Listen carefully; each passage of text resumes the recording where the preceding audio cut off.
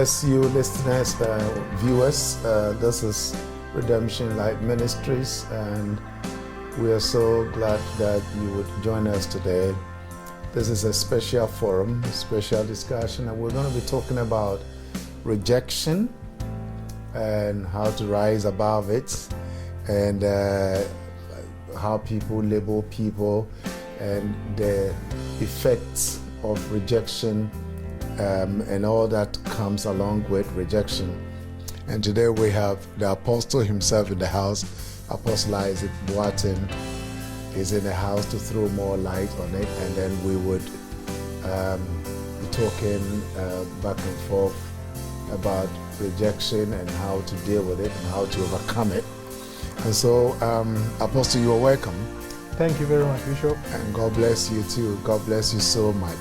And so we are going to be dealing with rejection. What is rejection?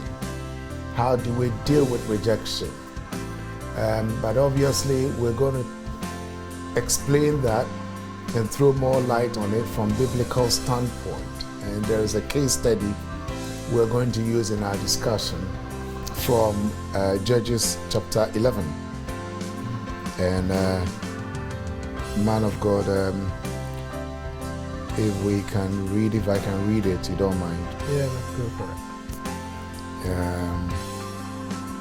it. Judges chapter 11, 1 minute. It said, now Jephthah the Gileadite was a mighty man of valor, and he was the son of a harlot. And Gilead begot Jephthah. And Gilead's wife bore him sons, and his wife's sons grew up and thrust out Jephthah, and said unto him, thou shalt not inherit our father's house, for you are the son of a strange woman.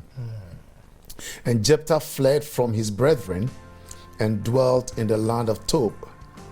And there were gathered vain men to Jephthah, and went out with him. And it came to pass in the process of time, and I like that, in the process of time, that the children of Ammon made war against Israel. And it was so that when the children of Ammon made war against Israel, that the elders of Gilead went to fetch Jephthah out of the land of Tob. And they said unto Jephthah, come and be our captain, that we may fight with the children of Ammon.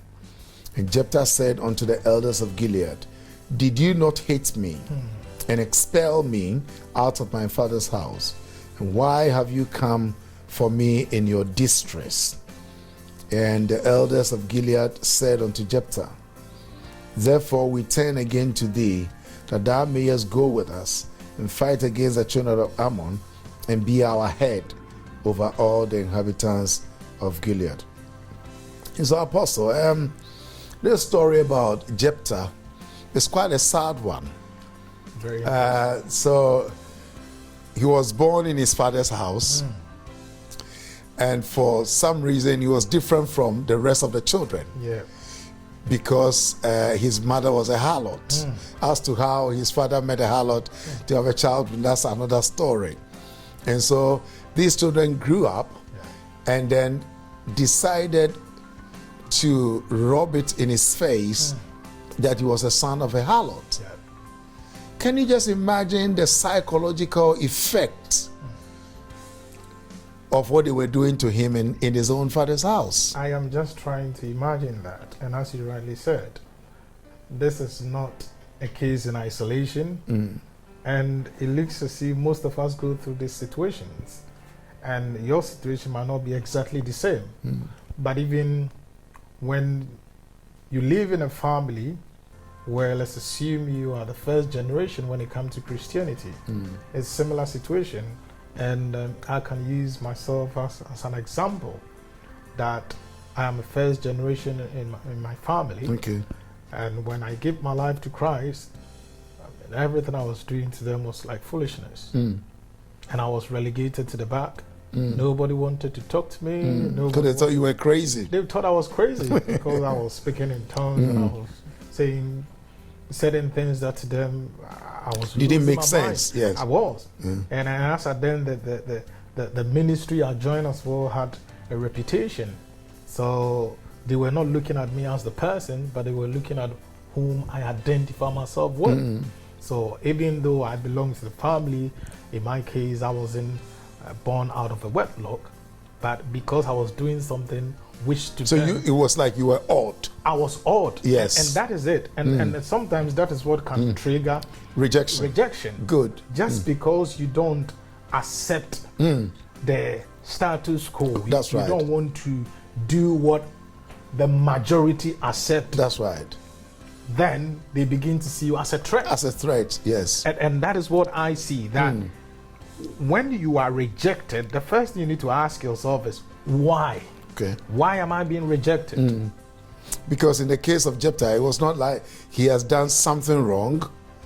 They were rejecting him because of his background. Because of his background. Wow. But the question is, how many of us determined or decided which family we should be born into? Absolutely. Or the color of your skin. Fantastic.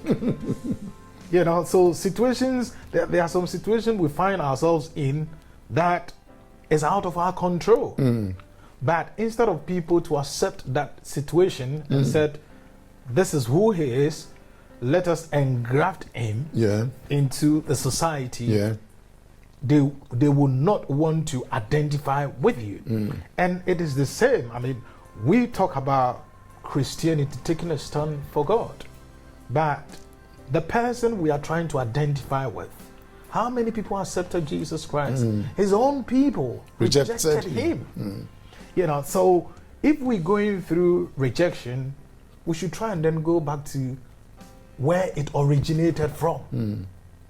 People are not rejecting you because you are odd, but it's because they don't want to accept your way of what you stand thinking for and what you stand for. You know, people are used to a certain way of doing something, and people by nature, we hate change, and people don't like that. Yes. So normally when people cannot accept, if you like, a new invention, they always fight against it, and that brings about rejection. Rejection. Wow.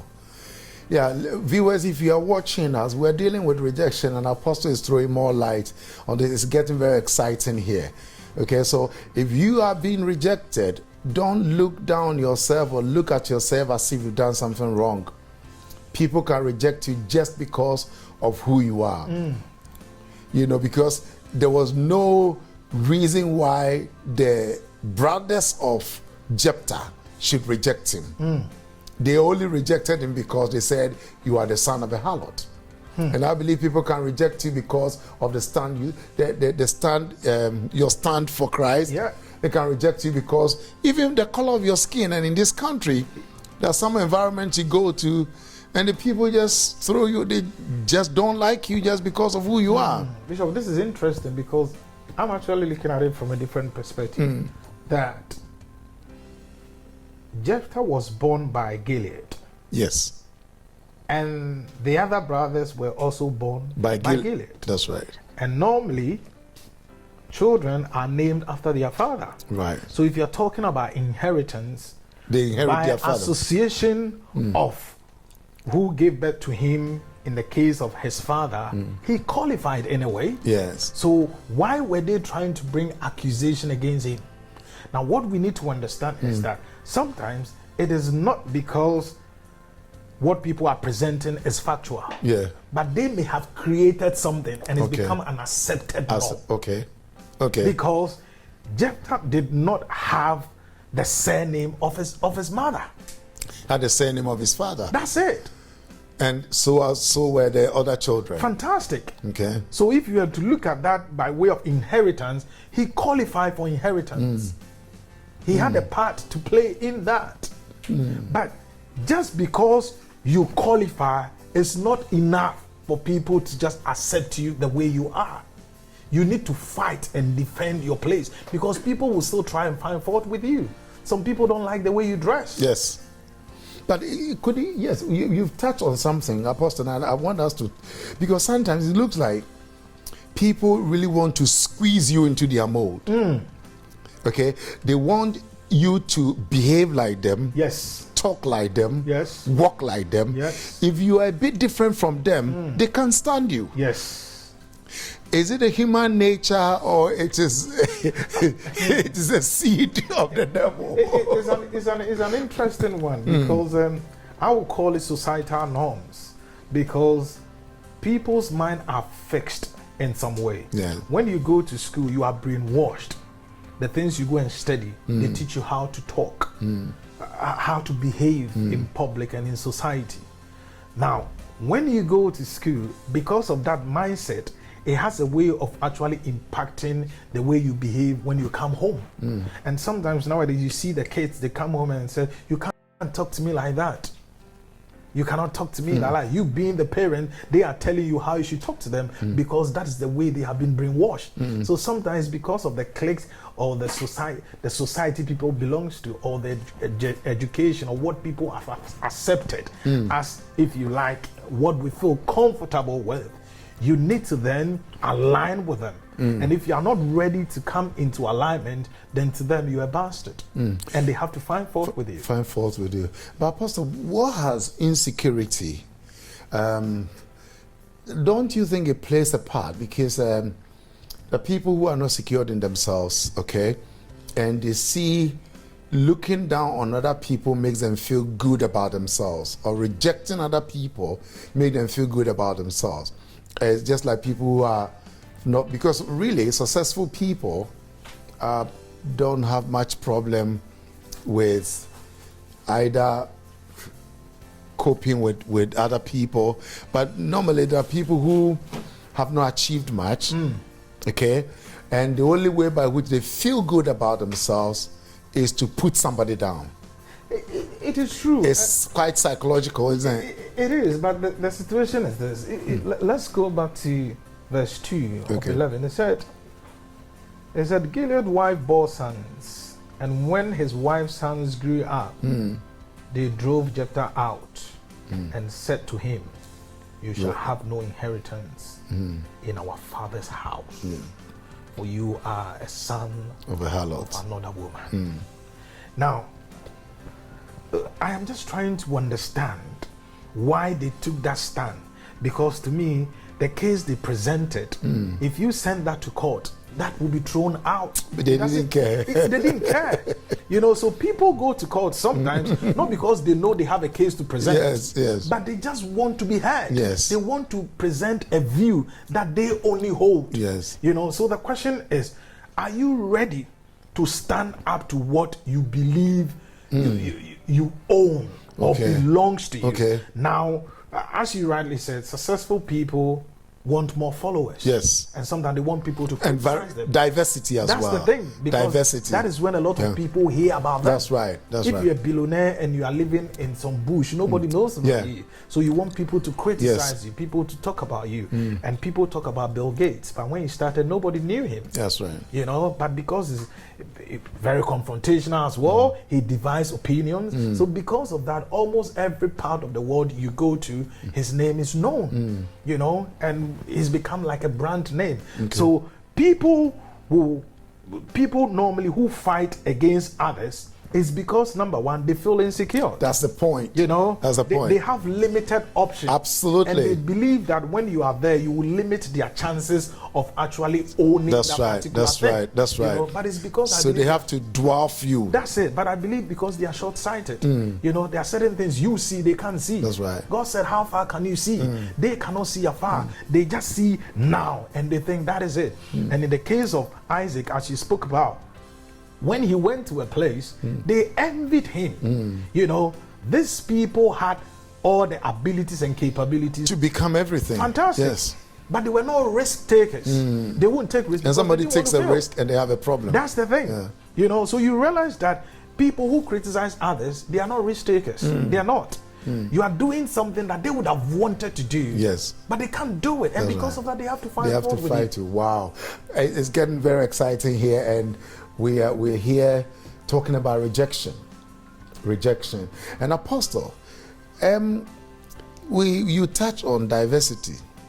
Okay, people who are different from us. The fact that there are people who can't see eye to eye with somebody who is different in the way they talk, different in the way they dress, different in the approach to things, and because of that, they don't want set people in their circle. What do we make of those people? Are they dysfunctional in their way of thinking, in their value perception, or just pure hatred? I mean, how do you explain that? Well, this is what I would say. People always have a reason for their behavior. They have an end goal. Now, most times when people are afflicting you, you don't really know what they want. Some of them, what they need to do is to just convince others to accept their way of thinking without actually knowing where it's going to end them. But they don't really care, because people want acceptance, and people will do anything at all to get acceptance. If it means trampling on somebody. Fantastic. So long as they have the loudest microphone, right, they can gather other people. It makes them feel good. Fantastic. To feel like the way they want to feel. Is there a complex? I would say complex has something to do with that. Okay. But I honestly believe that it has to do with people who are not leaders. Now, by leadership, what I mean is... Well, some leaders do that as well. They do. I understand, but I'm talking about the kind of leadership from God. Okay. Because when you look at it from God's perspective, when He calls you as a leader, it's a position He's created, and He wants you to be there and perform those functions. So it is not you, the individual. It's more of a responsibility than just... Yeah. You know, so from that perspective, when God puts you there, it's for a reason, and it's for a time period. When your time is up, God will just kick you out and He will bring somebody there. You know, so I won't say that it is unique to leadership, but I honestly believe that we need to look at it from that perspective. Why do you want to suppress people? Good. Why? Now, my only simple reason is because people know what you stand for, and some of them cannot accept it because they see themselves as a failure. Now, let's look at the case of Joseph. He said his brothers hated him. Yes. For what reason? Just because he was a dreamer. Yes. He was a dreamer. Now my question is, who? So they rejected him because of his dreams. Fantastic. For what he stood for. My question is, who made Joseph a dreamer? God. His dreams were from God. Yes. Because if it's not from God, it won't stand. So if you have an issue with what I stand for, go to the source and fight with the source. Right. You know, so people fight me. Why? Because I'm a Christian? Well, Christ-like. So if you have an issue with me, what I stand for, then go behind the scene and fight with God, because you're not going to win that battle. Wow. I have the backing of God. That is why I'm able to do what I do. So if you have a problem with that, you need to fight the spirit, not me. Wow. I am just an individual. I'm here today, tomorrow I'm not there. So if you have a problem with me, I honestly believe you have a problem with yourself and not me. Because the question is, if you want to fight what I stand for, fantastic. But me as the individual, what do I stand for? I am just performing a duty, a role, a function. And when my time is up, somebody else will do it. You do it. Wow. This is powerful. And so if you're watching us and you're experiencing rejection, stop beating yourself up. It's not because you are bad or because there's something wrong with you. A lot of people commit suicide because they've been rejected. People cry because they've been rejected. And you ask yourself the question, what is wrong with me? There is nothing wrong with you. Absolutely nothing wrong with you. And don't give a platform to your enemies by crying and becoming very dejected and sorrowful and wallow in misery. There is absolutely nothing wrong with you, because there was nothing wrong with Jephthah. No, not at all. Not at all. But he had to come up with something to make him feel bad about himself. But Bishop, there was something I like about what they did, because they created a scene, an atmosphere, an environment that Jephthah could not fit into that environment. I want you to say that again, because that's where we are getting to. You know, so you can use that negative energy, fantastic, to your advantage. Great. Good. And sometimes what people need to understand is that when you face rejection, it is not an indication that God is not with you. In most cases, it is an indication that God needs your attention. He's stretching you. That's the thing. Because I always say that the acceptance of God will always be preceded by the rejection of men. No, say that again. I like that. I like because that. men need to reject you for God to gain your attention. That's right. You know, so if you want the acceptance of people, then you are not going to qualify. You know, God has his own standards, and people's standards are different from God's standards. Yes. You know, so the question is, if you want people to just speak well about you, then there's a problem with you. And I must be honest with you, in my walk with God, anytime promotion have come, it has stemmed from rejection. It has stemmed from me not being happy. God does something, I get frustrated, somebody annoys me, and I have to go behind the scenes. And it is those moments that God begins to speak. When I feel that I've been rejected, that nobody wants me, that nobody wants to hear, that is when I talk to God. And not only that, that's when I listen to God. I say, God, what am I doing wrong? So sometimes rejection, or people creating this act of rejection, causes something I call self-actualization. It causes you to sit down and ask yourself, become aware of yeah, that's right. You know, so that is very, very important. So when people are talking about you, you should ask yourself and say, is everything all right with me? There was nothing wrong having those self-actualization. You, from time to time, we need to do that. You know, because most times when you are on a route, when you are on a journey, you don't know that there was something wrong. That's why sometimes you need others to shape you. You know, so when his brothers rejected him and said, there was something wrong with your birth. Your birth is questionable. We don't even know who your mother is. And they kept saying it, rubbing it in his face. That's the thing, because all the time, consistently. Even though this was not a unique case in those days in terms of people having concubines. Concubines, yes. They actually zeroed in on that. And they made it a big issue. Fantastic. And that's what people do. They amplify it. They will amplify it, you know, and that is when it begins to bring a shame to society, because that's how they saw it, you know. So because of the shame, you then coil in. Because, Apostle, you know what you're saying, there are people who are watching us right now who are going through serious depression because of rejection. Because people have said something about them, either their looks or maybe where they come from, or how uneducated they are, or they don't fit into a particular group, and they've been rejected. And there are people who are contemplating suicide because of this rejection.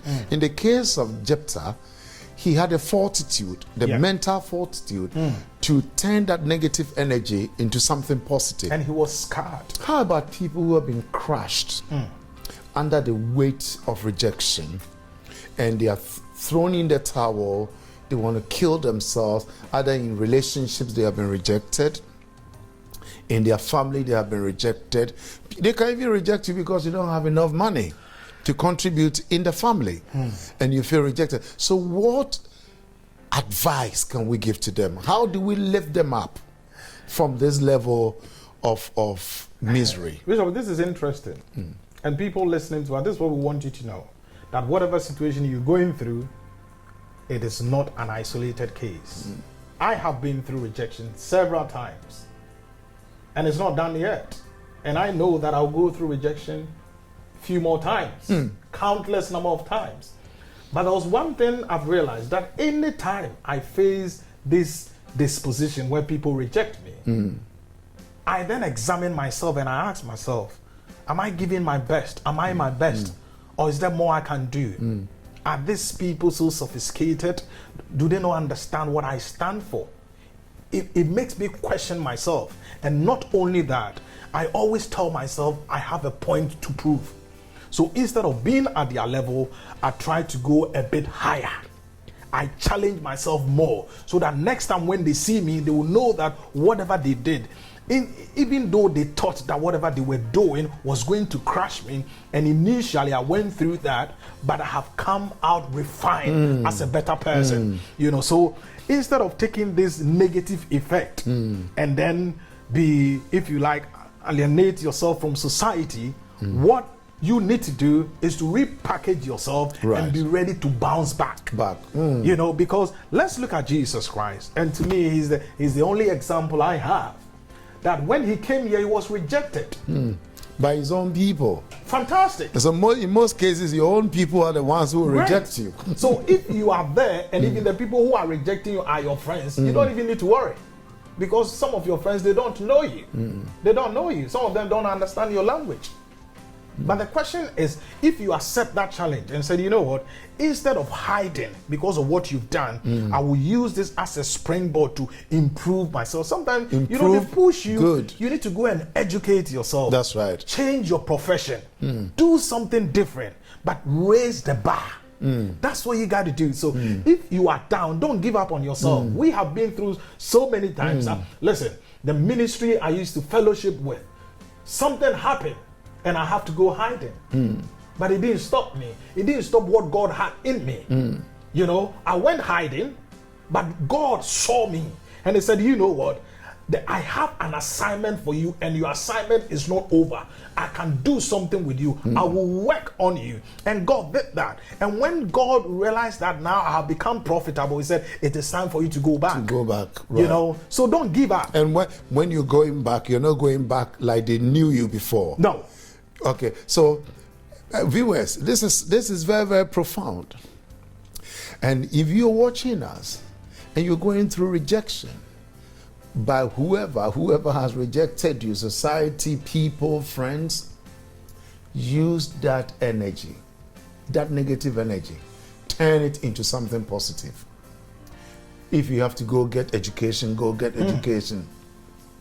If you have to refine yourself in a particular way, not so to fit into their into their way of thinking. Bishop, I think there was something here that will actually buttress what you're saying. If you read verse 3, it said, then Jephthah fled. He left them. His brothers. He left them. And dwelled in the land of Tob. So you go to where you are celebrated, not where you are tolerated. And witless men banded themselves together with Jephthah and went out raiding with them.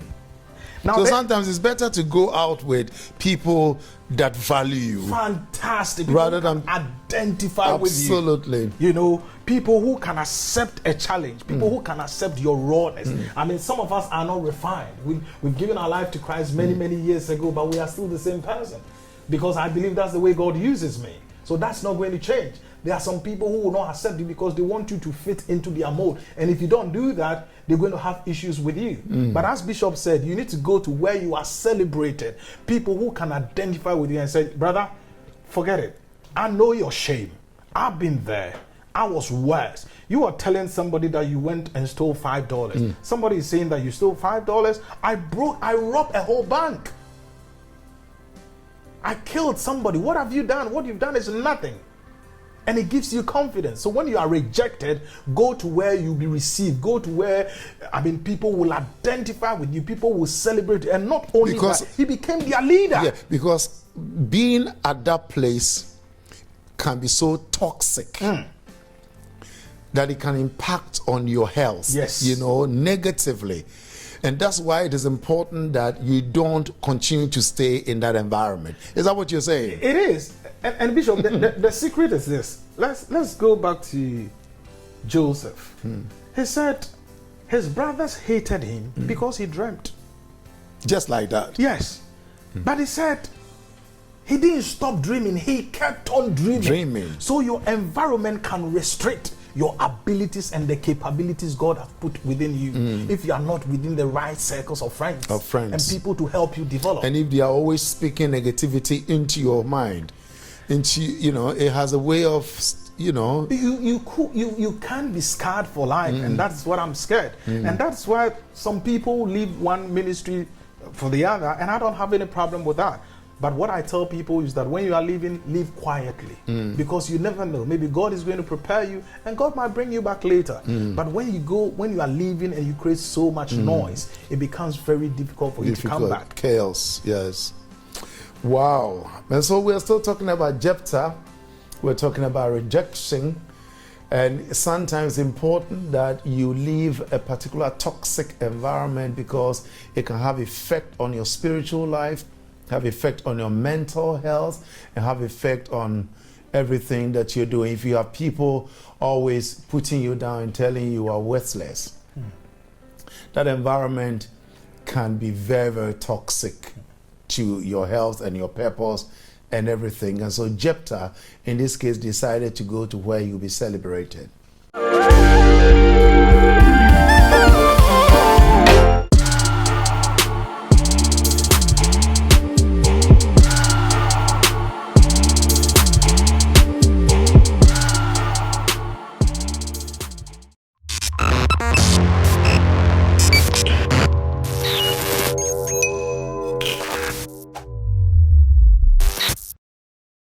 Hello guys, this is your girl Master Queen, and of course I'm watching Boss TV, the one and only TV that brings you the happenings in and around Africa.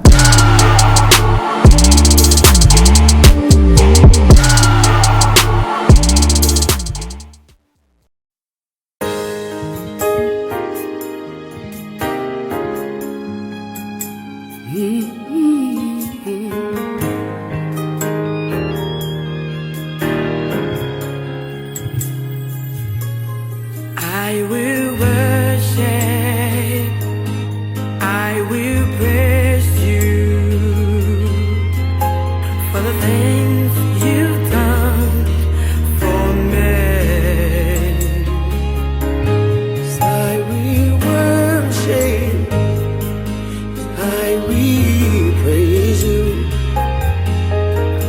for the things you've done. Yo, it's your boy Mike West, and you're watching Boys Media TV. Peace.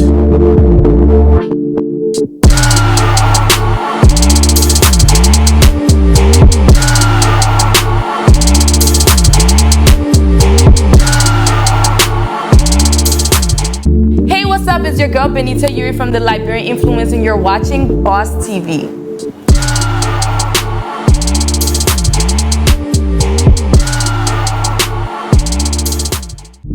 Hey everyone, it's your girl Antonio, Miss Royalty Baby, and you are watching Boss Media TV.